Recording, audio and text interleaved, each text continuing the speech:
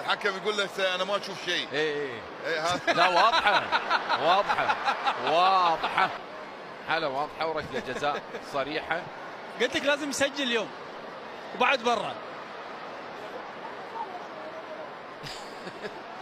لا في فار ولا لا لا واضحه، ركله واضحة جزاء بصراحه صريحه صدقني برا. لا غبار فيها. يعني شفت شلون العرقله على مستوى انه ضرب وجهه في يده، ضرب وجهه بيده.